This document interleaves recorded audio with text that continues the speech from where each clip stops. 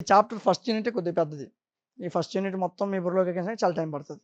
ఓకేనా? సో, నెమ్మదిగా నేర్చుకుందాం. Okay. If R is a commutative ring with unity having characteristic 3 value ఎంత ఇచ్చాడో అది గుర్తుపెట్టుకో. క్యారెక్టరిస్టిక్ వాల్యూ ఎంత? 3. అయితే మనం ఇది చూపించాలా. విత్ క్యారెక్టరిస్టిక్ వాల్యూ ఎంత నాన్న? 3 నాన్న. విత్ క్యారెక్టరిస్టిక్ వాల్యూ ఎంత నాన్న? 3. ఓకే. సో, ఆర్ అనేది ఒక రింగ్, దాని క్యారెక్టరిస్టిక్ వాల్యూ 3. సో, అప్పుడు నేను దాన్ని 3x ఈజ్ ఈక్వల్ టు 0 అనుకున్నాను. ఫర్ ఆల్ x అనేవాడు రింగ్‌లో ఉన్నాడు. 0 అనేది ఆర్‌కు ఉంది. వదిలేయండి, అవనవసరం మీకు. ఓకే. ఈ 0 అనేది ఆర్‌లో ఉందన్నాడు. x అనేది రింగ్‌లో ఉందన్నాడు. ఓకే. సో, లెట్ ఏ, బి అనేది ఆర్‌లో ఉన్నాయి అనుకుందాం. లెట్ ఏ, బి అనేవి ఆర్‌లో ఉన్నాయి. ఏ, బి ఆర్‌లో ఉంటే బై క్లోజర్ లా ప్రకారం ఏబి ఎందులో ఉంటుంది నాన్న? ఆర్‌లో ఉంటది.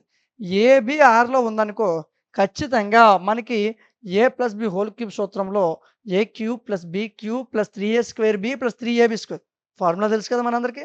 ఏ cube plus 3a square b plus 3ab square plus b cube. ఈ 3a square B 3ab square ఉన్నాయి కదా, అవి జీరోలు అయిపోతాయి.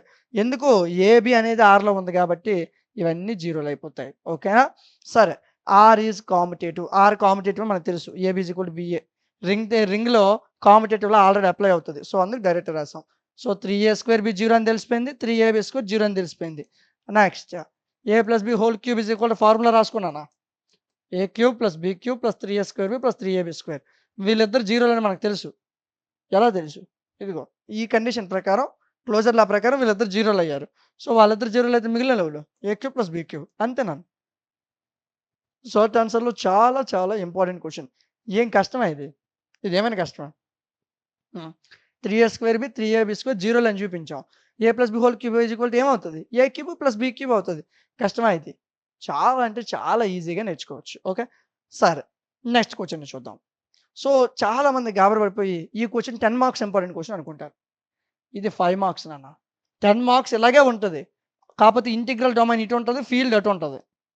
అలా ఉంటది 10 మార్క్స్ క్వెషన్. సరే, మీకు చెప్తాను. ఆ రెండిటికి తేడా ఏంటో కూడా మీకు చెప్తాను. గాబరా పడొద్దు. క్వెషన్ ఏంటో ఒకసారి చూడు. Every field is integral domain. ప్రతి ఫీల్డ్ కూడా ఇంటిగ్రల్ డొమైన్ అని చూపించాలి అన్నాడు అంతే. అంతకు మించి ఏం లేదు. ఓకేనా? సరే, చూపిద్దాం. జాగ్రత్తగా అబ్జర్వ్ చేయండి. In order to prove that a field is, ఇక్కడ చిన్నది ఎరైజ్ అయిపోయిందన్న, మీకు పీడిఎఫ్‌లో వచ్చేస్తది. Don't worry.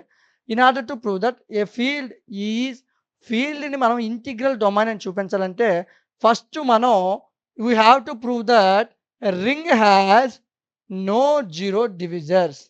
Ring has no zero divisors. నేను రాసాను, రాసుకున్నాను. సో, అసలు మనం ఫీల్డ్‌ని ఇంటిగ్రల్ డొమైన్ అని చూపించాలి అంటే ఫస్ట్ మనం చూపించాల్సింది ఈ రింగ్‌కి నో జీరో డివిజర్స్ అని చూపించాలి. సరే, చూపిద్దాం. లెట్ ఏ, బి అనే ఫీల్డ్‌లో ఉన్నాయనుకుందాం. ఎందుకు? వాడు ఫీల్డ్ ఇచ్చే కదా చూపించమన్నాడు. ఫీల్డ్‌లో ఉన్నాయి. ఏ అనేవాడు 0కి ఈక్వల్ కాదు. ఇదంతా సేమ్ ఎలాగుంటదంటే, మీకు ఇంతకుముందు ఒక క్వెషన్‌ని నేను నేర్పాను. ఇదిగోండి. ఇక్కడ వరకు సేమ్ అలా యాజ్ ఇట్ ఈజ్ డిటో దించడమే. ఇలాగ ఈ ఆన్సర్‌ని అక్కడ దించడమే నాన్న. అంతే, కొత్తగా ఏం లేదు. సేమ్ ఆన్సర్ దించడమే. ఇదిగోండి. Field has no zero divisors. ఫీల్డ్‌లో జీరోలు లేవంటే ఫీల్డ్ అనేది ఇంటిగ్రల్ డొమైన్ అయిపోతుంది. ఈ క్వెషన్ చెప్పడానికి ఏం లేదు నాన్న. చాలా సింపుల్ రా. ఏం లేదు. ఈ క్వెషన్ మీకు ఇందాక నేర్పించాను కదా ఒక క్వెషన్‌ని. Field has no zero divisors అని ఒక క్వెషన్ చెప్పాను కదా! క్వెషన్ అలాగా డూప్లికేట్ చేసి రాసేయడమే. ఇంకేట్లేదు.